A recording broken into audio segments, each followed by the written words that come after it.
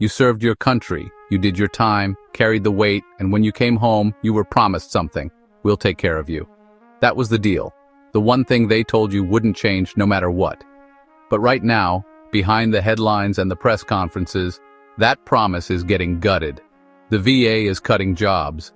At first, they let go of 1,000 people, new hires, probationary employees, folks just getting their footing in the system. Then, another 1,400 gone. Some of them, the ones working the Veterans Crisis Line, the ones who pick up the phone and talk you down, because they know what it's like. And that's just getting started. The VA was about to cut $2 billion worth of contracts, slashing private healthcare partnerships, the very thing keeping veterans in rural areas or in overcrowded systems from waiting months just to see a doctor. They put those cuts on pause, but every day they are finding new ways to cut spending that directly impacts VA services. Meanwhile, the people in charge of keeping veterans' data safe, the cybersecurity teams that protect medical records, benefits, personal information, they're being laid off too, just fired, gone. And the research? The thing that makes the VA more than just a hospital system, the thing that pushes treatments forward, that develops better prosthetics, better PTSD care, better cancer treatments for the veterans exposed to toxic shit overseas. Without the support it needs from the NIH and CDC, it'd be undermined even if it weren't on the chopping block too. You might hear about these things in the news, one at a time, and think, yeah, that sucks, but that's government for you. They'll sort it out. But this isn't just about numbers on a spreadsheet. The VA isn't a menu where you pick one service and move on. It's a system, a web, where everything is connected. You start pulling at those threads and the whole damn thing starts coming apart. Veterans don't experience the VA in pieces. When you need help, you don't just need a doctor. You need your claim processed. You need your benefits in order. You need your records intact, your appointments scheduled, your referrals approved. When one of those things breaks, it slows the whole process down. When multiple things break, the system grinds to a halt. And when that happens, people suffer. People die. So if you want to understand what these cuts really mean, you can't just look at them from the outside. You have to see them the way a veteran would, one step at a time, through the system they have to navigate, through the walls they run into when the things they were promised start falling apart. That's what we're going to do here. We'll walk through 5 common scenarios for veterans, 5 different paths through the VA. We'll show you 5 ways these cuts are going to hit real people where it hurts. Consider James. He isn't the type to run to the doctor for every little thing. He's dealt with his share of aches and pains, comes with the territory after years of carrying gear, jumping in and out of trucks, breathing in God knows what overseas. But this is different. His chest has been feeling tight. He's been getting lightheaded, a little winded just walking across the yard. It's not bad, but it's enough that his wife tells him to get checked out. So he calls the VA hospital near him. The soonest they can see him is in 3 months. 3 months is a long time to sit around wondering if something's wrong. But he remembers hearing about community care, the program that's supposed to send him to a private doctor if the VA can't get him in soon enough. So he asks about that. That's where things start to go sideways.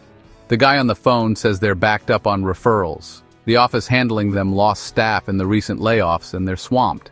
Even if they process his request, there's no guarantee they'll find an available provider.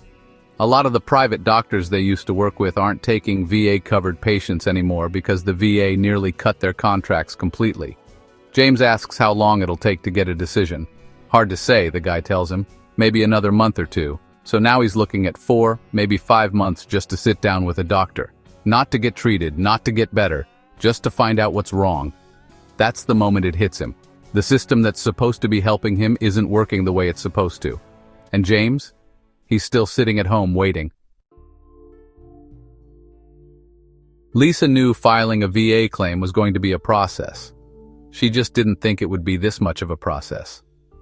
She got out of the Army last year, spent most of her time in a maintenance unit, working on vehicles, hauling equipment, running convoys. It was hard on the body. Long days, heavy lifting, sleeping in whatever awkward position you could manage in the back of a truck. By the time she hit her last year of service, her knees were shot, her back was a mess, and the migraines that started after a bad fall weren't getting any better. So when she got out, she did what she was supposed to do, filed her VA claim, went to the exams, got everything in the system, And then she waited, and waited, and waited.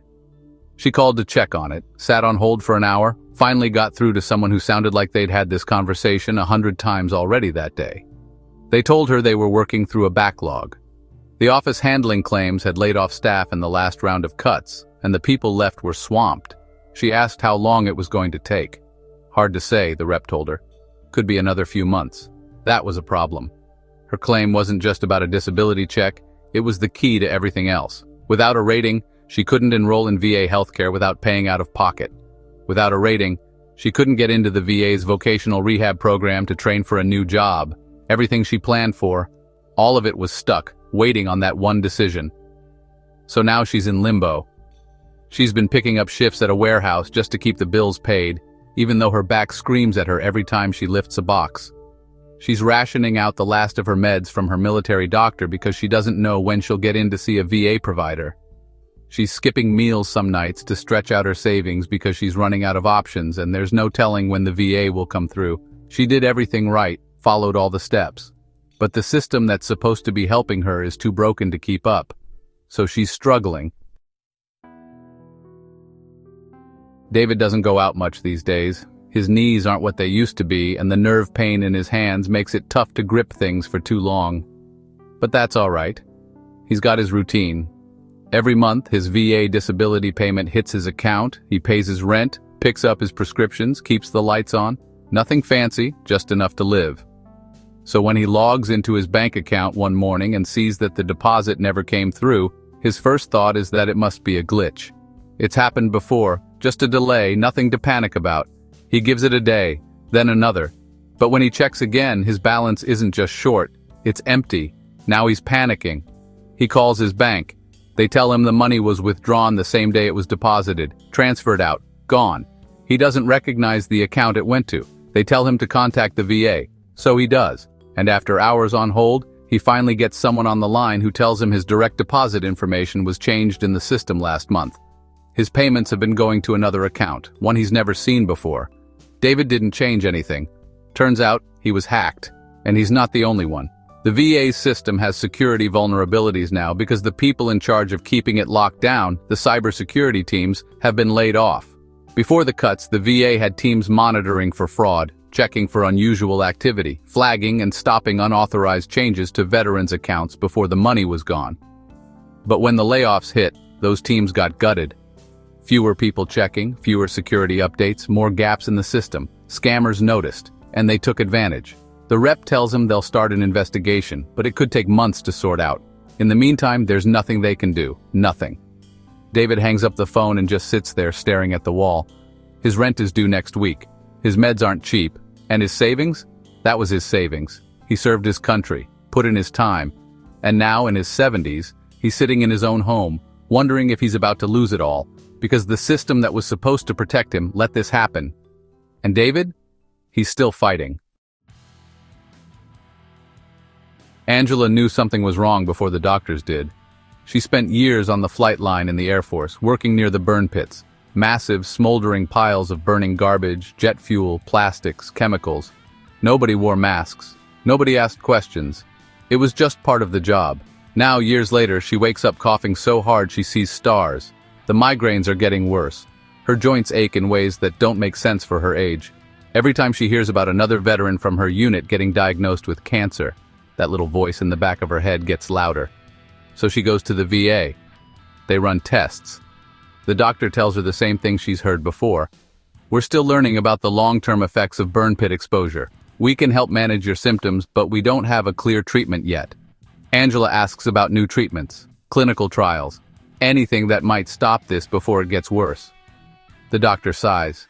There was a study looking into targeted therapies for toxic exposure, but it lost funding last year. VA research took some big cuts, and a lot of those projects got shelved. That's the first failure.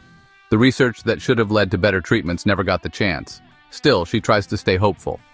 The VA is a massive system. Maybe there's still something out there. The doctor refers her to a specialist, but when she calls, she hits another wall. The clinic she needs has a 6-month wait list because the program that fast-tracked toxic exposure cases lost funding too. Before the cuts, they had extra staff and resources to keep things moving. Now, she's just another name in the queue. That's the second failure. Even the existing treatments are harder to access now. So she goes home with an inhaler, some pain meds, and instructions to come back if things get worse. But she already knows how this ends. Without real treatment, without real answers, she's just waiting to become another statistic. Another veteran whose life is shortened not just by the exposure, but by the years wasted waiting for care that never came. That's the third failure. Long-term veteran health outcomes get worse, and nobody pays the price except the veterans themselves. And Angela. Without work on cures, she's still dying. Mike has been trying to push through it. He got out of the Guard 2 years ago, and at first it wasn't bad. A little stress, a little trouble sleeping. He told himself it was nothing. Everyone feels off sometimes.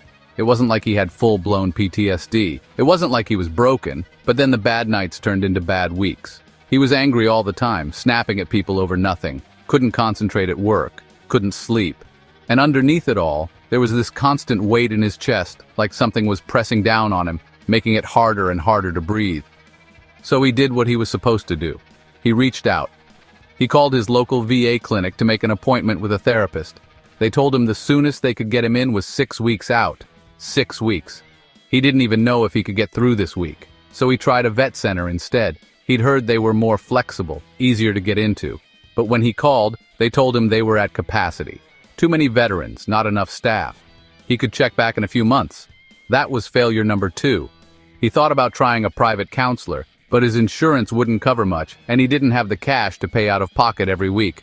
Failure number 3. So he waited. Tried to push through, but every day, it got harder. The weight didn't lift. The walls just kept closing in. And tonight, sitting alone in his apartment, staring at nothing, he knows he can't do this on his own anymore. He needs to talk to someone. Now. That's what the Veterans Crisis Line is for. It's supposed to be there, 24/7, no waiting, no red tape. Someone who gets it, someone who can talk him through this. So he calls. And the phone rings, and rings, and rings.